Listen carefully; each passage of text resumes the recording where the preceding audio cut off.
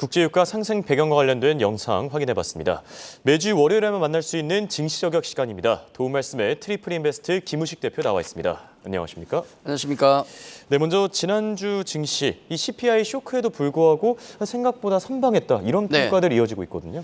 그렇죠. 시장이 변하려면 우리가 흔히 안 하던 짓을 해야 돼요. 예. 못 보던 게 나와야 되는데 조금 그런 모습이 보이기 시작을 하고 있습니다. 뭐냐면 일단 지난주 글로벌 증시의 가장 큰 특징이라 그러면 증시 변동성이 좀 작아졌다. 예. 오랜만에.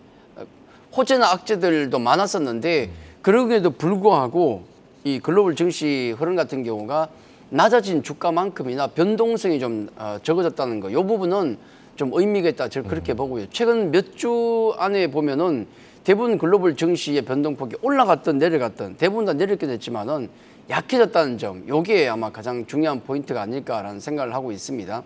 뭐 러시아 같은 경우, 러시아, 중국 같은 경우 우리가 살펴보면은 중국 상해 그림은 중국 상해가 많이 빠진 거예요. 중국 상해가 지난주에 2.5% 정도가 되겠고 러시아는 강보합 정도, 나머지는 뭐 약보합 정도밖에 안 되기 때문에 크게 문제는 없다 그렇게 봐야 되겠습니다. 말씀하셨지만 6월 CPI가 우리 전월이 8.6이었고 그다음에 예상이 8.8 정도. 근데 숫자가 나온 건 9.1 나왔는데 우리 사실 이 악물고 있었지 않습니까? 한 9% 그렇죠. 정도까지 나올 수 있다. 그 생각을 하고 있었기 때문에 한 대 맞아도 버틸 수 있다는 거예요. 그래서 요즘이 굉장히 좀 중요하겠고 거기다가 높은 인플레이션 이미 예상한 것도 이를 악물은 것도 있겠지만은 근원 CPI 같은 경우는 계속 둔화되고 있는 건 맞지 않습니까? 그리고 6월부터 유가가 꺾인 걸 생각하면 7월 CPI 같은 경우는 좀 나아질 수가 있겠구나. 만약에 7월에 유가가 뭐 지금부터 해서 갑자기 100불 이상 올라가서 120불, 130 올라간다면 할 말은 없겠지만은 그 정도까지는 안 보인다는 거죠. 그러면 7월 CPI 같은 경우도 조금 둔화될 수 있지 않겠는가. 그러면 6월이 피크일 수가 있다는 거죠. 어쨌든 뭐 연준 마음에 들 만큼은 아니지만은 그 정도면 됐다는 생각이 좀 들고 해서 금리를 우리가 자이언트 스텝 외에 1%포인트 정도까지 할 수도 있지 않겠는가 하는 불안감이 있었는데 그건 좀 해소가 됐다. 자, 요 부분이 호재로 작용했고 그리고 주말 그 금요일 미국 지표를 보시면은 6월 소매 판매나 7월 신뢰지수, 미시간 소비자 신뢰지수를 보면 또 생각보다 잘 나왔어요. 예, 맞습니다. 경기 침체 우려가 또 컸잖아요. 인플레에다가 경기 침체 우려가 컸었는데 이걸 보니까 이 정도면 뭐 그 정도 심한 거 아니네. 지난번에 고용 지표도 그렇고 이번 지표도 보니까 경기 침체의 압박에서 조금은 우리가 단기적으로 좀 완화된 게 아닌가. 이것도 호재로 좀 작용했다. 이게 금요일 증시를 그나마 좀 급등시킨 게 아닌가 그렇게 봐야 되겠고 한 주간을 들어보면 미국 증시에 마이크로소프트, 구글, 테슬라 같은 기술주가 4에서 6% 정도 빠진 거 좀 아픈 부분이 있습니다. 대부분이 빅테크주들이 가문을 하고 있잖아요. 이런 부분들이 가문하고 있는 부분들이 아마 시장에 계속 좀 반영을 되고 있는 게 그게 바로 시장을 반영하고 있다. 반면에 이제 반도체라든지 많이 빠졌던 섹터는 또 반등이 나오면서 좀 균형을 맞춰갔다 그렇게 정리할 수 있겠고 국내 증시를 돌아보더라도 지수 자체의 변동성은 우리가 좀 죽었습니다. 코스닥, 코스피 모두 상당폭 변동성이 좀 줄었다는 것은 긍정적으로 봐야 되겠고요. 다만 최근에도 아침에 우리 증권사 리포트를 살펴보시면은 목표가 하향이 줄 이어서 나오고 있습니다. 약간 느낌은 확인 사살이라는 생각이 들어요.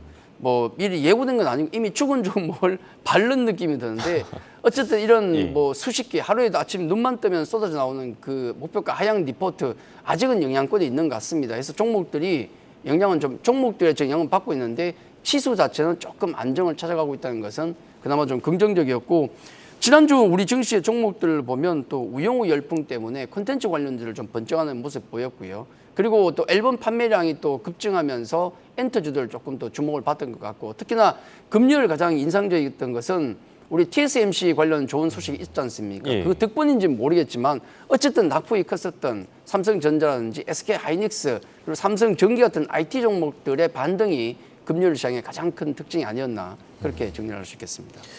네, 지난주 글로벌 증시 흐름 체크해봤고요. 이번 주도 빅 이벤트들 상당히 많이 예정돼 있습니다. 바로 체크해보시죠. 네, 현지 시간 18일 월요일에는 일본 증시가 휴장에 들어갑니다. 또 미국 기업 가운데 골드만삭스가 실적을 발표할 예정이고 현지 시간 19일 화요일에는 넷플릭스와 유럽의 6월 CPI 확정치가 발표됩니다. 또 제니 옐런 미국 재무장관이 한국을 방문합니다. 20일 수요일에는 일본은행의 통화정책회의가 예정돼 있고 또 테슬라의 실적 발표가 계획돼 있습니다. 현지 시간 21일 목요일에는 빅이벤트가 예정돼 있습니다. ECB, 유럽중앙은행이 통화정책회의를 여는데 2011년 이후에 첫 금리 인상이 발표될 전망이고 또 한국의 세법 개정안과 현대차, KB금융, 포스코케미칼이 실적을 발표합니다. 마지막으로 22일에는 한국의 6월 PPI, 또 현대건설과 현대모비스가 실적을 발표합니다. 자, 살펴볼 만한 일정들이 꽤 많은 것 같습니다. 어떤 일정을 좀 중점적으로 보면 좋겠습니까? 네, 일정을 보면 매주 많은데 이번 주는 그래도 그 A급 지표는 없는 것 같아요. A급 지표는 한 B급 지표도 없는 것 같습니다. 예. 다만 이제 이벤트가 조금 있는 게 특징적이고 그 외에 보면은 이제 그 실적 시즌에 이제 올인할 수 있는 어떤 분위기를 만들어가는 게 아닌가. 아까 통화정책회의 같은 경우도 있겠지만은 이번 주에 아마 우리나라에 있어서 가장 큰 이벤트라고 보면은 역시 그 옐런 재무장관의 예, 그렇죠. 방안이라 봐야 되겠죠. 그래도 연준 의장입니다. 예. 그러니까 분명히 영향이 있는 것이고 또 재무장관이기 때문에 상당한 또 어떤 영향력이 있을 수밖에 없습니다. 그분의 방안을 우리가 뭐 기대까지는 아니더라도 조금 주목을 하는 것은 역시 원달러 환율이 워낙에 올라가니까 예, 그렇죠. 우리 환율 보고 있으면은 우리나라에 뭔 일이 났나 싶을 정도예요. 예. 매일 불안해요. 워낙에 뛰니까. 그러니까 외국인 수급이 물론 이제 수출주에게는 뭐 마진상 실적에 있어서 좋을 수는 있겠지만 현대차, 삼성 좋을 수는 있겠지만은 수급이 너무 엉망이지 않습니까? 외국인의 매수가 들어올 수 없는 구조로 가고 있고 또 불안감이 커지고 있다는 거. 이것 때문에 뭐 한미 통화 수합이든 뭐든 어쨌든 약간 우리가 기대하는 게 있는데 이런 기대감을 조금 올릴 수 있는 가장 큰 이벤트가 아닌가 하는 생각이 들고 요거 외에는 뭐 제가 보기에는 어떤 큰 영향을 줄 만한 건 없다. 왜냐하면 이미 우리가 다 봤던 부분이고 기대했던 부분이 나오기 때문에 큰 건 없다. 대신에 이제 드디어 실적 시즌에 본격적으로 들어가는데 우리 지난주부터 실적 시즌 시작됐고 우리는 삼성전자가 실적 발표를 했지 않습니까? 그래서 이번 주에 중요한 것은 역시 넷플릭스와 테슬라의 실적 발표가 중요한데 당연히 기대하는 건 없습니다. 기대치는 낮아요. 왜냐하면 1분기 주당 순이익이 지난 분기에 3.5달러였다 그러면 2분기 2.9달러 넷플릭스 얘기입니다. 넷플릭스는 워낙에 많이 빠졌고 최근에 가입자 수도 빠져나가고 있기 때문에 저가형 상품을 준비하고 있잖아요. 마이크로소프트와 함께. 광고를 올리는 저가형 상품이 지금 기획될 정도로 지금 굉장히 어려운 구간이고 그리고 테슬라 같은 경우도 지난 1분기가 3.49달러 주당 순이익이 나왔었는데 이번에 1.7달러 정도를 예상하고 있어요. 왜냐하면 뭐 당연히 이제 우리 중국 봉쇄가 가장 큰 영향을 줬었고 중국 공장이 지금 상하이 공장 가동 차질 때문에 2분기 예상 출고량이 31만 대였는데 이게 25만 대로 지금 떨어져 있는 그런 부분 아니겠습니까? 그래서 실적이 예상 추정치가 낮아지는 건 맞는데 중요한 건 뭐냐면 우리 선반영의 마법이라는 게 있지 않습니까? 그래 주가 지금 실적이 안 좋은 건 맞는데 막상 나오고 나서 안 좋은 건 맞는데 이미 주가가 이만큼 박살나 있지 않느냐 반영돼 있다 그러면 끝나는 거예요. 삼성전자 지난번 실적 보셨지 않습니까? 우리가 안 보던 게 나왔잖아요. 항상 컨센 대비해서 실적에 서프라이즈가 삼성전자가 나왔었는데 이번에는 간신히 그 커트라인을 통과할까 말까 할 정도 밑단까지 있었는데 오히려 주가는 올라갔지 않습니까? 예. 이런 부분들 선반영의 마법이 과연 이번에도 통할 것인가가 가장 중요하다. 주가가 지금 넷플릭스가 올해 들어서만 68% 급락했고 테슬라가 31% 급락했는데 과연 이게 주가로서 용서가 될 것인가? 이 부분이 포인트가 되겠고 우리 국내 기업의 실적 발표는 현대차가 가장 중요할 것 같습니다. 예. 대부분 대형주들 실적 컨센이 다 내려가고 있고 안 좋은데 현대차가 거의 뭐 자동차 섹터가 유일하게 기대감이 있는 거죠. 왜냐하면 이번에도 2조 거의 중반까지 초중반까지 영업이익 컨센서스가 올라오고 있습니다. 이건 전년 동기 대비 전분기 대비해서도 모두 성장하는 국면이고 환율의 영향도 있겠지만은 제품 믹스라든지 또 반도체 같은 부분도 조금 풀리고 있다는데 어쨌든 이런 여러 가지 부분들 때문에 2, 4분기 실적이 기대가 되는 현대차가 실적 발표를 했을 때 시장 어떻게 반응할 것인가? 그래 됐어 하고 팔지 아니면 역시 현대차밖에 없어라고 매수를 해줄지 굉장히 중요한 포인트가 아닌가 하는 생각이 듭니다. 그래서 실적 발표가 이번 주는 가장 중요하다. 그동안 시달렸던 여러 가지 이슈들로부터 조금 우리가 완화돼서 벗어나는 모습이 보이고 있기 때문에 오롯하게 이번 주는 실적 시즌에 올인하는 건 아닌가. 실적 시즌의 가장 큰 특징은 1위 1비의 장이다. 하루 오르고 하루 빠지는 장이기 때문에 여기에 적응하시는 것도 조금 필요하지 않을까 그렇게 말씀드리겠습니다. 네, 기업 실적에 따라서 이 주가 전망도 달라질 것 같은데 이번 주 이 전반적인 증시 흐름은 어떻게 보십니까? 예, 뭐 결론적으로 두 가지식으로 말씀드리면은 예.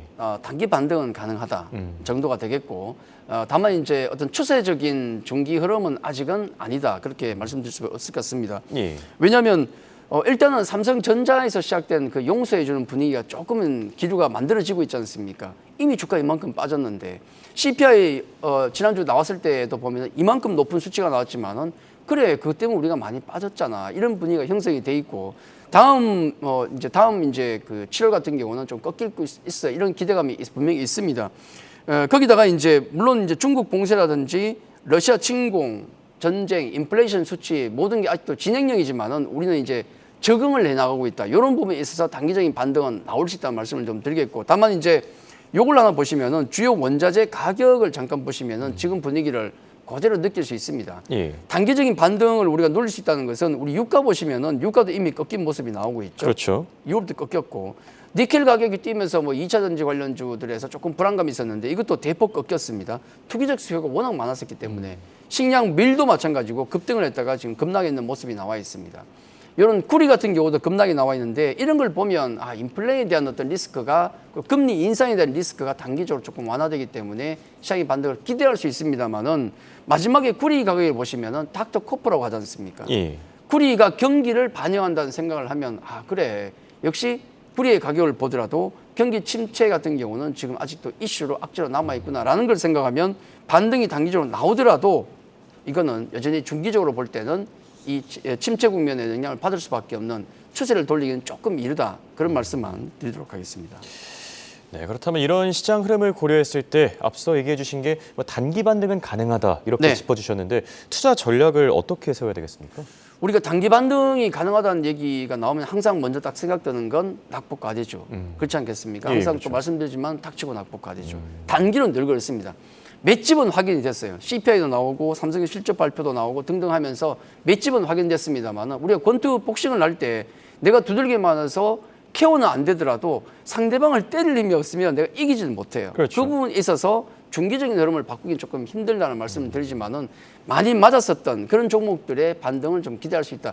대표적으로 많이 빠졌던 게 우리 아시지 않습니까? IT 관련주라든지 금융주라든지 물론 다른 종목도 그렇지만은 그런 관련주의 단기 반등은 좀 가능하지 않을까 하는 생각이 들고 중기적인 우리가 시장의 흐름을 놓고 본다 그러면은 아직은 경기 민감주에 우리가 많은 비중을 두면 조금 힘들 것이다.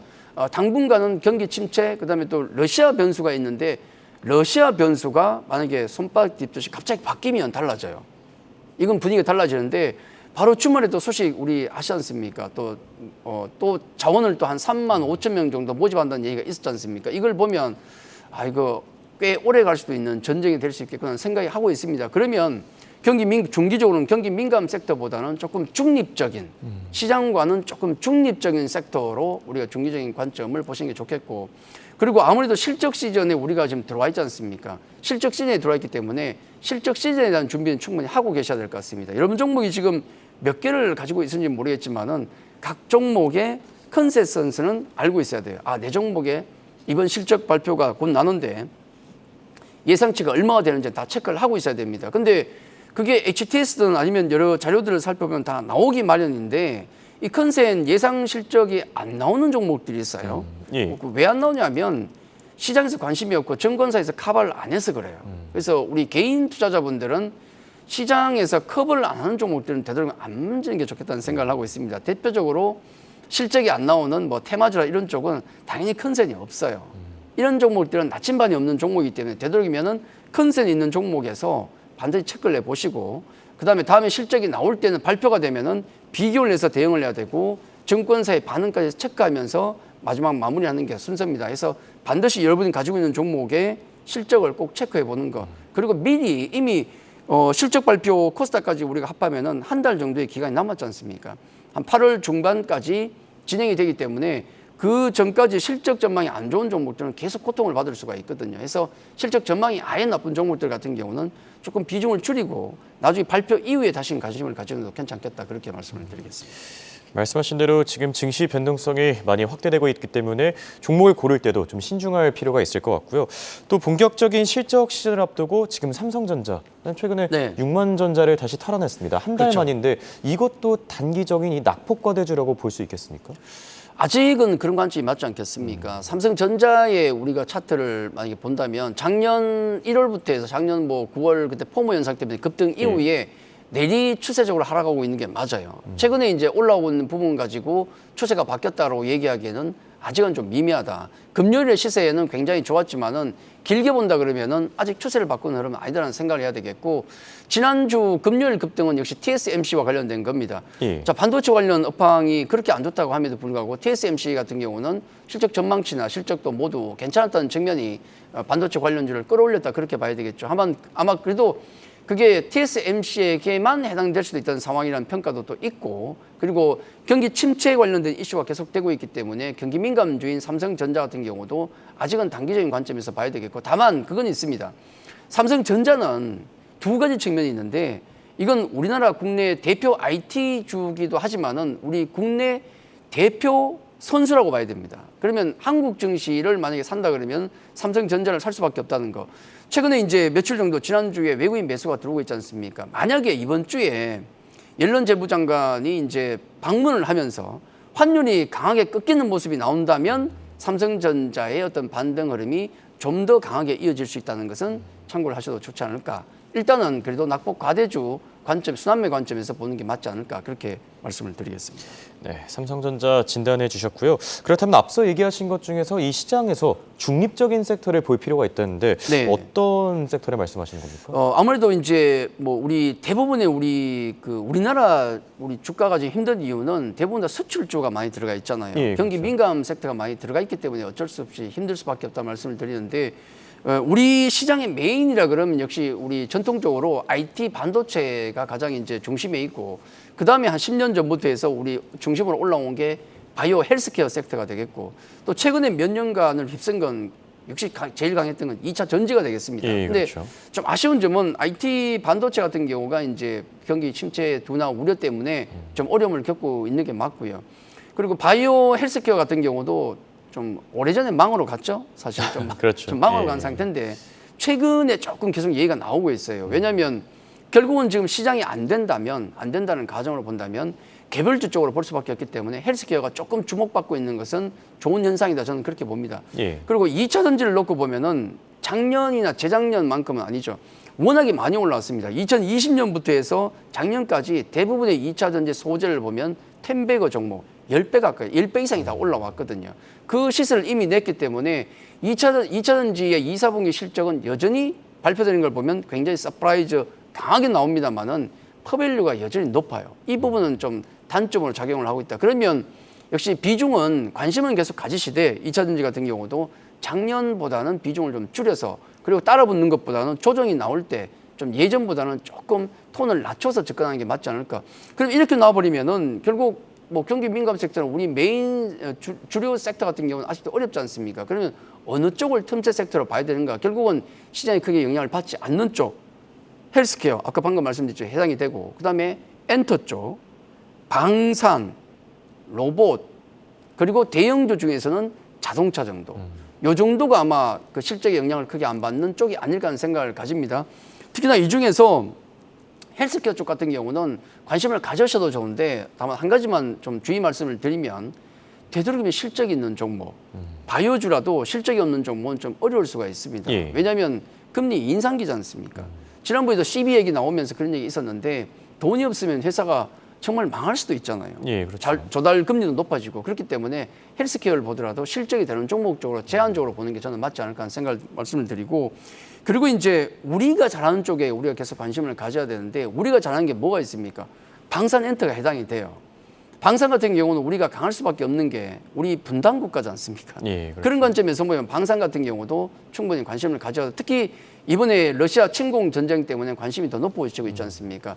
이번 7월 말에 또 KF-21 우리 4.5세대 전투기가 아마 또 시운전이 시작될 겁니다. 그 다음에 하반기 되면 또 방산 관련 수주가 나올 수도 있어요. 계속 트라이가 진행되고, 딜이 진행되고 있기 때문에 이런 관점에서 보면 방산 쪽, 그리고 엔터 쪽 같은 경우는 지금 현재도 우리 하이브의 BTS가 쉬고 있기 때문에 그렇지 나머지 기업들은 굉장히 화랑세를 보이고 있습니다.